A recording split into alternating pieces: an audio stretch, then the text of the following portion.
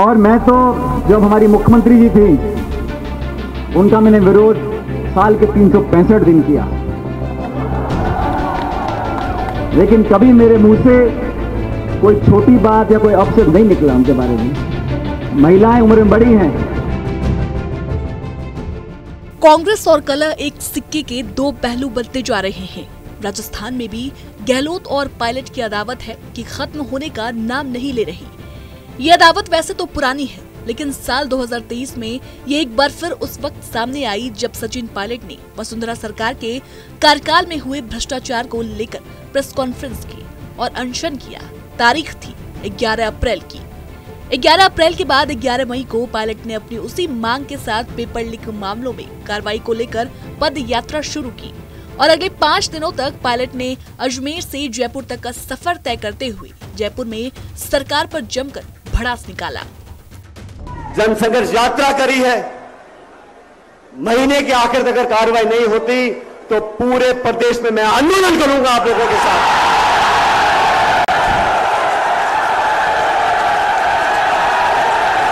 जनता के साथ रहेंगे। गांव में, गाड़ी में, शहरों में हम पैदल चलेंगे, जनता को साथ लेकर चलेंगे, न्याय दिलाएंगे, न्याय करवाएंगे, आपकी बात को रखते रहेंगे।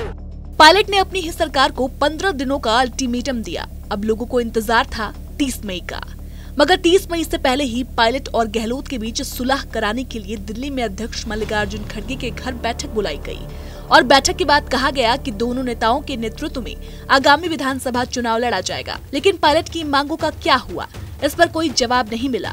हाँ, उसके अगले ही दिन जब पायलट अपनी विधानसभा पहुंचे और वहां से एक बार फिर उन्होंने ये कहा कि वो अपनी मांगों से हटे नहीं हैं, तो कहा जाने लगा कि 11 जून यानी अपने पिता की पुण्यतिथि पर पायलट कोई बड़ा ऐलान कर सकते हैं। खबरें यहाँ तक आई कि पायलट नई पार्टी का ऐलान कर सकते हैं। 11 जून को ना तो पायलट ने पार्टी का ऐलान किया और ना ही अपनी अल्टीमेटम पर एक्शन का। हाँ, इशारों में वो सरकार पर जरूर हमला बोल गए। अब 11 जून बीत गई है और सवाल वही कि आखिर पायलट के मन में क्या चल रहा है। तो अब कहा जा रहा है कि पायलट पहले अपनी ताकत बढ़ाना चाहते हैं, क्योंकि जब वो पहली बार सरकार से बगावत करने उतरे थे तो कहा जा रहा था कि उनके साथ 30 विधायकों का समर्थन है, मगर जब वो 2020 में बगावत कर मानेसर पहुंचे तो उनके साथ महज 19 विधायक ही थे। उनके खासम खास माने जाने वाले प्रताप सिंह खाचरियावास, रघु शर्मा और अशोक चांदना, जो कि गहलोत सरकार में मंत्री थे, वो पायलट पर ही हमलावर हो गए।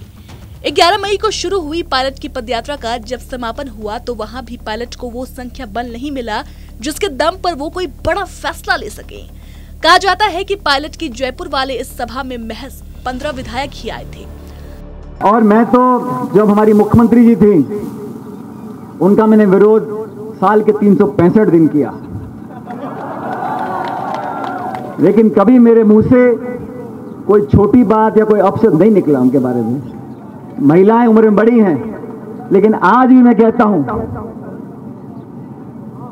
आपने खान आवंटित कर दी, चोरी पकड़ी गई तो कैंसिल कर दी, लेकिन आवंटन तो की थी ना, उसका तो लेखा जोखा होना पड़ेगा। और मैं तो कहता हूं कि जो जांच हर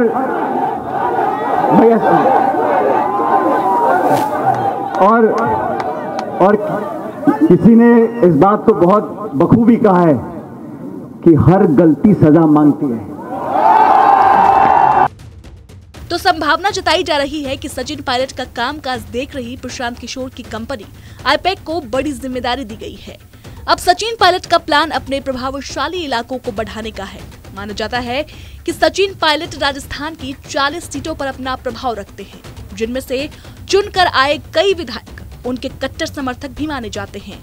लिहाजा अब सचिन पायलट पूर्वी राजस्थान के अलावा प्रदेश के अन्य विधानसभा क्षेत्रों में भी अपना प्रभाव बढ़ाएंगे। पायलट राजस्थान की 200 विधानसभा सीटों में से 80 सीटों पर अपना प्रभाव बढ़ाना चाहते हैं, जिससे आगामी दिनों में टिकट वितरण और चुनकर आने वाले विधायकों में उनके समर्थक विधायकों की संख्या अधिक हो और वो पूरे दमखम के साथ इस बार मुख्यमंत्री पद के लिए अपनी दावेदारी पेश कर सकें।